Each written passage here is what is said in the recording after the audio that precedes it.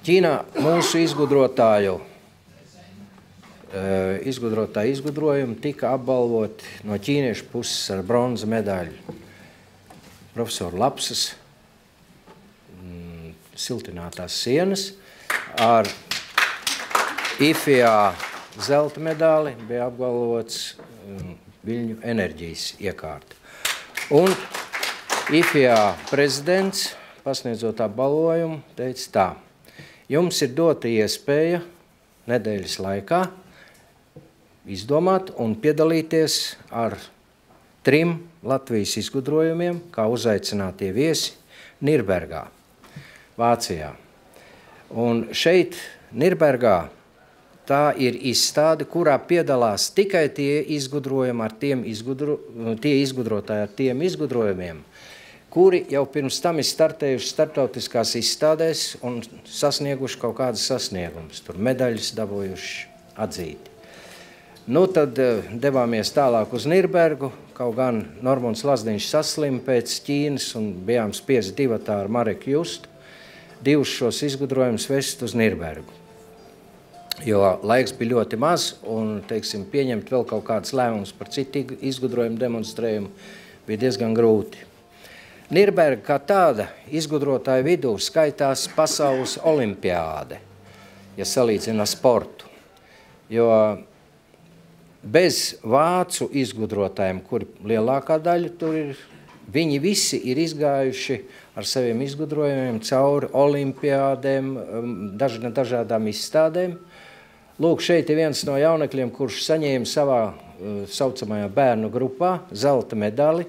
Šis ir jauniešu grupā saņēmis zelta medali jaunietis vācieši, kuri piedalās ar saviem izgudrojumiem. Skolotāji viņiem palīdz šos izgudrojumus noformēt un dot šīs izstādēs. Nu, no Latvijas tātad 2 izgudrojumi bija, kuri piedalījās. Viens šis izgudrojums saņēma, Viļņu enerģijas izgudrojums saņēma zelta medāli, un mutes dobuma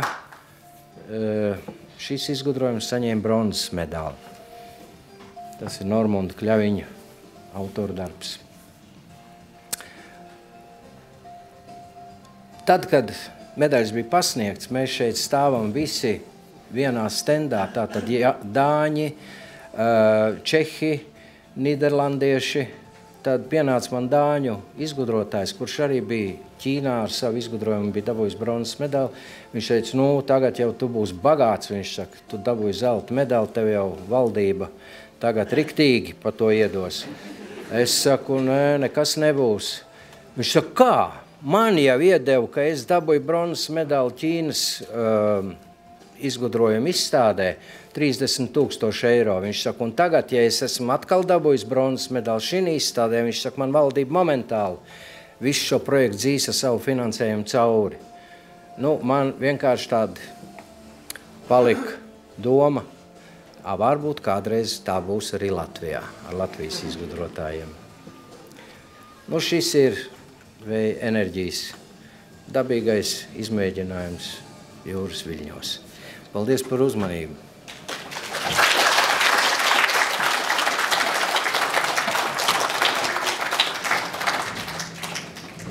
Cilvēks, kam mēs gribam pasniegt balvu, ir Zigrīts Aumeister kungs, Latvijas Republikas patentu valdes dibinātājs. Lūdzu, varbūt iznāk priekšā, un Lapsas kungs var pateikt par ko. Ja?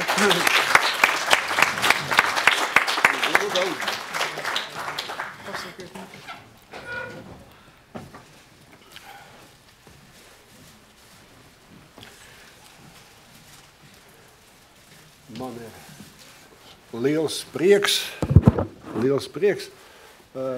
spiest jums kaut ko pateikties par jūsu milzīgo darbu, jo es laikam biju liecinieks vai klāt tajā brīdī, ka patentu valde dibinājās. Vēl nebijām mēs īsti, kā saka, atmodušies, jau patentu valde dibinājās Zinātņu akadēmijas augstceltnē, mazā istabiņā un Aumeister kunga vadībā, jāsaka, un man vēl bija tā nepatīkamā pieredze vēl no padomu laikiem, ka jūs bija zinātnes vadītājs valsts plānā, un kā jūs tad, tajos apstākļos atradāt iespēju atbalstīt izgudrojumu. Mums bija tās izgudrojums lignobetons, tā sakot, kuru ražoja no koksnes un papīra, no papīra un celojas ražošanas atlikumiem, tās siltumizolācijas betons. Tas aizgāja un viss jau sākās ražotne, bet pārtrūka tāpēc, ka izbeidzās papīra ražošana Latvijā. Un nebija vairs tie atlikumi, tā filtra masa, kas panāca no tiem filtriem laukā. Tagad ir daudz maklatūras. Nē, tā nav maklatūra, tā jau ir samaltā masa, vai ne, ko mēs toreiz izmantojam. Un mēs ar jūsu atbalstu, sakot, slokā taisījām gan slokā, gan vēl Līgatnē, gan arī cementa šīferrūpnīcas, rotējošās krāsnīs taisām eksperimentus, pateicoties jūsu atbalstam. Vēl, kā saka, padomju varas agonijas gados atradāt iespēju un pēc tam nodibināt patentu valdi, kā saka, kuru mani tas prieks visu šos gadus kopīgi sastrādāt. Vislielākā sauksme. Liels jums paldies par to. Jā, es jums gribēju arī pateikties par to, ka jūs stāvējāt klāt mūsu biedrības dibināšanā. Tieši pateicoties, jums ir nodibināta biedrība. Liels paldies. Tas bija sapnis. Es vienkārši gribu pateikt, patentu valdē ir ļoti labs, profesionāli spējīgs un darbu mīlošs kolektīvs, un viņiem es pateicos par to, kas ir.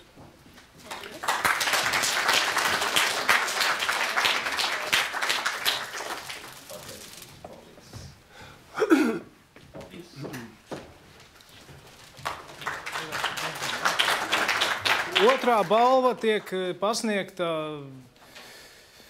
kā lai saka, šodien grūtos laikos daudzu, teiksim, neizprastajam, bet tomēr valdības sektoram, kurš atbalsta izgudrotāju darbību, tātad Mārim Elerta kungam.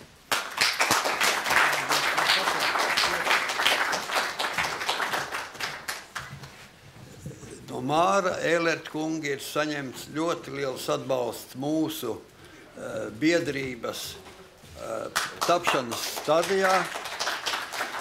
Un vēl es varu pateikt, no Māra Elerta tika saņemta reāla palīdzība mūsu juridisko jautājumu risināšanā. Tā kā tie mums ir svarīgie jautājumi, lai izgudrojuma tās tiesības tiktu reāli aizsargātas. Labi, paldies!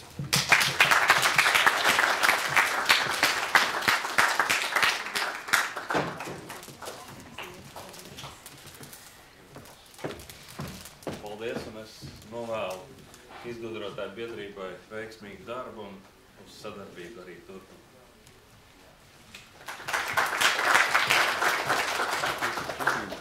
Un trešā balva tiek pasniegta Erikai Ķuņinai.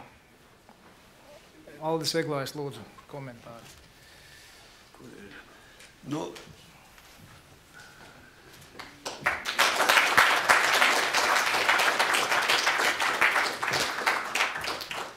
Erika Ķuņina bija tā, kas mūs balstīja no Zinātņu akadēmijas puses. Un tas mums bija ļoti nozīmīgs atbalsts, ka Zinātņu akadēmijā savu autoritāti atbalsta Latvijas zinātniekus un izveidoja Zinātņu akadēmijas izgudrotāju mājaslapu, kur ielika ļoti lielas pūles, lai tie darbi tiktu aprakstīti. Paldies!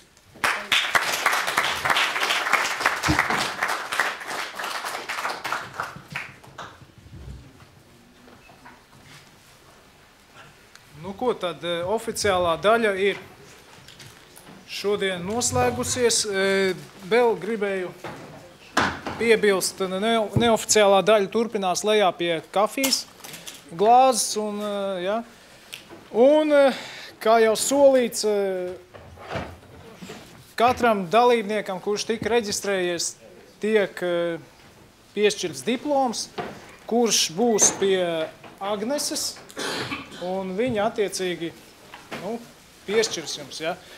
Un vēl gribēju pateikt, tātad uz priekšu skatoties par izdevas materiāliem. Ja? Tur bija arī biedra anketā lai iestātos vai uzņemtu kontaktu ar Lapsas kungu, ar izgudrotājiem, lai mēs viens otru atbalstītu. Ja?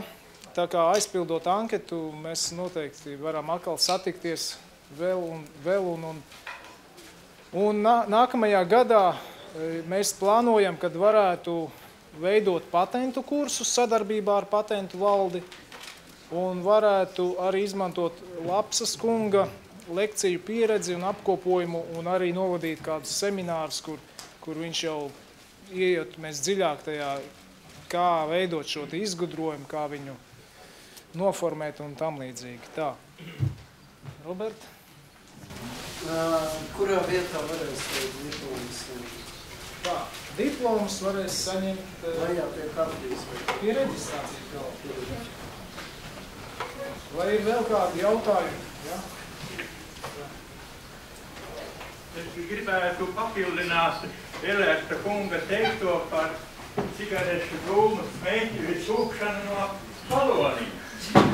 Redziet, visiem ir zināms tabaks dūmu kaitīgums veselībai, bet ja jau būtu tikai kaitīgums, tad jau neviens nesmēķē. Un tāpēc, kad ja no baloniņa sūk, tad jau nav jāsūt dūmi, var sūkt jebkuru gāzi, kas tādu pašu vai vēl lielāku labumu kā tabaks dūmi. Ja jau tabaks dūmi labumu nekādu nedos, tad neviens nesmēķē. Juris!